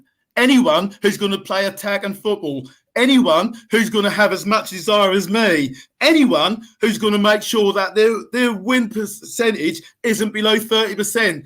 Anyone who's going to use the players that we've got to show that we've got the best squad, not just the best squad, but the best players in that division. Anyone who's going to give a monkeys about the club, who's going to forget about the past, think about the future. It's all about the future now. And if they can't wind the players up enough to go out there and play 90 minutes of good attacking football, we're in League One. We haven't beaten anyone in League One by 5 or 6 goals. And yet we've got the best squad. Yeah. We've got the best squad in the league. How are we not turning teams over? Because there isn't the attacking football, Irv. The football isn't attacking. There isn't that now. There's no penalty box entry. If you're not going to ball across the back for 20 minutes, as soon as you get the ball, the keeper rolls the ball out, and it goes from the left back to the centre backs, to the right back, to the centre backs, to the left back. And the opposition have got all 11 men behind the ball and think, right, we better go forward now. And we go forward and we can't break them down. Oh, why can't we break them down? Oh, I don't know why we can't break them down. Because you've let 11 men get behind the ball. You've let 11 men get behind the ball. If you look at the memories, you look at the goals on the memories of Ipswich over the years, you don't see any of them knocking a ball about across the back. The ball's gone forward, it's gone down the wing, it's come inside, and you've got Johnson, you've got Holland, you've got the Spaniard knocking them in. You've got loads of players knocking them in. Jason Dezelle weren't sitting there waiting with his hands folded, thinking, "Oh, the ball's coming up here in 10 minutes. I've got time to nip in the shower and then come back before that ball's going to reach me." Yeah. Oh, dude, just noise the hell out of me. So, what did you then make of the club's statement after the banner went up? Because I think that I'm glad they're suitably annoyed. I'm glad they're suitably annoyed, because if they're suitably annoyed, then we're finally someone's getting under their skin. Maybe they'll do something about it. Because for those of you who haven't seen what Ipswich have said on there, obviously the East Anglian Daily Times then came out with their headline in the morning, which basically said that enough is enough. He needs to go, whatever the case may be. Ipswich then came out with their statement. Sorry? That you cannot underestimate how much of a big move that is for them. Yeah, obviously they've hummed and hawed about this. I've been seeing it all over Twitter and social media in the past couple of weeks, etc. But Ipswich came out and said that, you know, obviously they're disappointed that the paper's taken this stance. We understand the frustrations of everyone. Our aim is to get back into the Championship. Owner Marcus Evans has recently reiterated his support for the manager, and with players coming back from injury, 2 players coming into the addition of a squad, everyone at the club remains fully behind the management and players in the challenges ahead. I think when that statement came out, I think that probably pissed off a lot more fans. Do you know what I mean? Those people who are maybe sitting on the edge and just kind of tipped over. Chambers and Lambert are coming out saying polar opposite things straight after the game, and that's the manager and his captain. Complete polar opposite. They said, but at least Chambers is angry. Yeah, but Wolfie was angry the other week, and look what happened to Wolfie. Yes, it's absolutely crystal clear that he's been frozen out just because he spoke his mind. Which, again, I don't believe that the culture within the club is right again, and yeah, absolute nightmare. Excuse me, beating about what bush? Sam says, "Does Irv think Chambers is to blame at all? Chambers is captain. It's obvious that Chambers runs the dressing room as Absolutely. well. I think Chambers is too much of a pretty face. He's never going to mess his hair up. He's never going to mess his hair up. He's never going to put his head in where he's going to get a boot in the face. He's never. He just doesn't. He annoys me to a point. I like him. So, what do you reckon? What do you reckon to this one then? What do you reckon to the shouts about getting Kieran Dyer in? Because no, I just, as somebody, obviously, you know, everyone knows where my allegiances lie. There's no secret on this part. Giving the jobs to somebody who's completely inexperienced, in my mind, makes absolutely zero sense. Absolutely zero sense. What happened today? Look at Chelsea. What happened today? Exactly. Hey, he might be a god. He might be a god at Chelsea, but I didn't save me his job. Yeah. People saying though, Lampard to Ipswich. My goodness, just imagine going. If Kieran Dyer wants the job, go out, get the experience. 5 years maybe down the line. Yeah. Not now. By the time Ipswich play a decisive forward pass, Irv has completed his post round, says Stuart. And that takes me 6 hours. That's brilliant. Honestly, I just think there's so much like people thinking that Lampard would consider Ipswich. I mean, how do you go from coaching Kai Havertz to Cole Skuse overnight? Like, let's be real. That's not going to happen. Like, you know, like I think Ipswich will end up with an up and coming manager, someone who maybe have had. I think they'll probably go down a similar route to how Hurst came in. They'll get someone from League Two that's been doing all right. Like the money is not going to be there anymore to pay out for a big name in the way that they've paid out for McCarthy. They've paid out for Roy Keane in the past. And now look what they've got. Paul Jewell even. Like they would all have been expensive appointments. He's had some rubbish managers. Keane and Jewell. Wow. McCarthy was good for 2 years. McCarthy done a good job for 2 years. He came in, he settled a very bad defence. He then done some good stuff, brought in some good players. We got into the playoffs, but once he lost in the playoffs, his lack of attack and flair were, oh my goodness, his football was abysmal. And his final season, Suffolk talk about McCarthy, but they never talk about his final season. Those last 6 months, those last 22 games, he won 4 of them. Four games. That is relegation form. He won 4 games out of 22. That is relegation form. And he had to go. He had to go. Once he'd shown the finger to the fans up at Carrot Road, he for me, that was the end. He had to go. He shouldn't even have been allowed back on the bus. They should have said, "Get yourself a taxi home. Get yourself a taxi. You're not coming home with us." Yeah. Chambers should have stood at the door and just booted him off. Say, "Get off the bus." I can just imagine that, like, I know it's someone that we've spoken to before on the show, but it'd be someone like John Yems would end up being appointed from Crawley, overachieving in League Two, like doing something with quite a small budget and everything, and actually being quite successful. I can just imagine that's the kind of person they'd go for.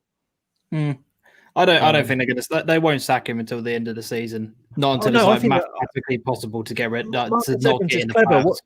What they'll do is they'll wait until just when season ticket renewals due, and then they'll sack him and appoint someone new. So people will renew based on the fact of the optimism of a new manager, not on the basis of the fact that they want to come and watch the football. Yeah. Why people are paying out for season tickets still? Like, you will never ever convince me that that's a good idea. No, because I'm not being funny. There's not enough people that go to the games now anyway for you to not go. If you then decide in 3 months' time, actually, I want to go pick my season ticket back up again, you could probably get your same seat. Well, people are like, "Oh, I still want to watch the games on iFollow or whatever." So, do you know what? Just buy the individual passes and put some money into iFollow's pocket and then less into Ipswich's pocket. That will hurt Marcus Evans more than you giving him a season ticket. Yeah, maybe.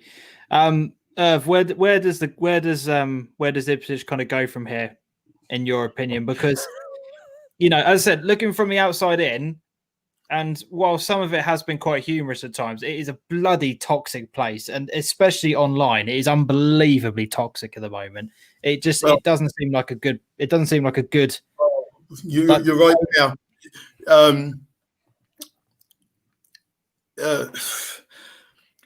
Lambert, you can quite honestly say that the honeymoon period is over for Lambert.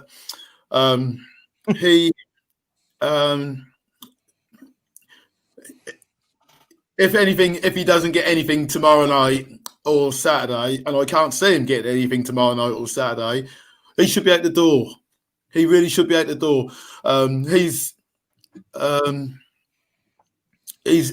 He can't beat a top 10 side because of his style of play. The teams are set up to just defend against us. They think, it's just going to have the ball because they're not. They can have the ball because they're not going to do nothing with it for 90 minutes. So they can have the ball, and it doesn't matter. Like I said earlier, stats don't win your games. Yeah, and if you don't get shot on target, you're not going to win a game. And look at people. I didn't have a shot on target, and yet they've been scoring for fun. They've been scoring for fun all season, and yet they never had a shot on target. And yet they still went away with a 1-0 win. Why he's trying to kick the ball with his wrong foot? Why? I saw the goal. Oh, dear. Oh, goodness. Well, the thing is, we'll be having a similar discussion next week because, like you say, I can't see any change. No. Crew are in 8th. Yeah.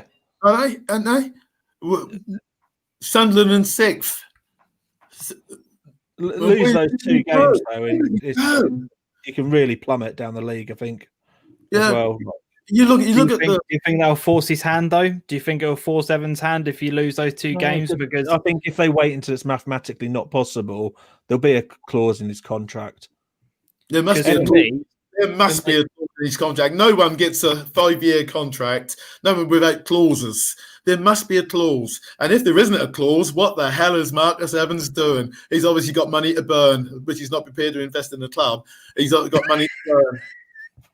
And he's got to go. That'd be good to see someone like Cook brought in, even if he's only brought in for about a year and a half. Bring him in and see what he can do. He can't do any worse. To get that 5-year contract, I think he's got some kind of secret over Marcus Evans. he knows something. To get that 5-year contract when we hadn't won, I think we'd won 1, maybe 2 games since October, and yet New Year's Day he's got a 5-year contract. Yeah. Well, I'm sitting in the pub at Wigan. I'm sitting in the pub in High Wycombe, and I start singing. We've got Lambert for 5 more years, and I got thrown out the pub. For being too noisy. Dean said you have made his evening.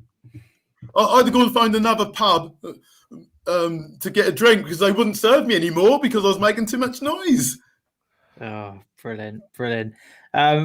We're gonna wrap it up there. You've been absolutely amazing on tonight's show. We really appreciate you coming on and just sharing some of your stories. I can see why people have been wanting you on the show. It's been an absolute breath of fresh air. And as I said, I've been having a terrible week, an absolutely terrible past couple of weeks, and you have really brightened up my weeks.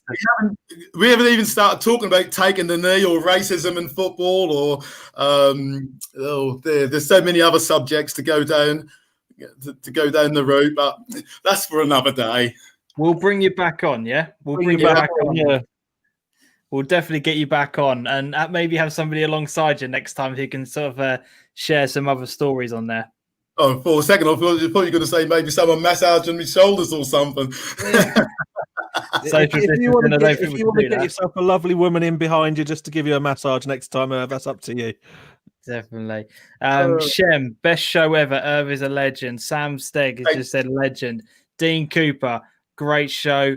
Love you, Irv. Sam said much love. You've definitely appeased the audience. So thank you very much for coming on. If you guys have been, the show wouldn't be anything without them either. The people who are on here, they make the show. 100%. Not me. Very true. 100% agree with that. My first experience of Earth, hopefully not the last. What a guy. Yeah, we will definitely get you back on because I think there's going to be a lot of time between now and the next time a ball is kicked, sadly. So, I'd love to come back on. You are more than welcome, Earth. Top man. If you've enjoyed the video, everyone, if you are watching from a YouTube perspective, make sure you give the big thumbs up and remember to subscribe to the channel. For all of you guys who are watching on Twitter, just a very friendly reminder that in 2 months' time, Twitter are not going to be showing you the videos anymore. You won't be able to watch from Twitter for this show. So the best place to either go to will be Facebook or to subscribe to the YouTube channel. So it's just a friendly reminder. We've got 2 months left of being able to broadcast on Twitter. If not, you will have to come over to either YouTube or Facebook. We'll talk more about that later on down the line. But yeah, subscribe. We have afoot. Yes, we do. We have other channels that we're going to try and get. We're going to try and get other ways in which you can watch us as well. But if you've enjoyed it, as I said, hit the thumbs up, subscribe, all that kind of stuff. And until next time, thank you very much for joining us. Adios, guys. Cheers all.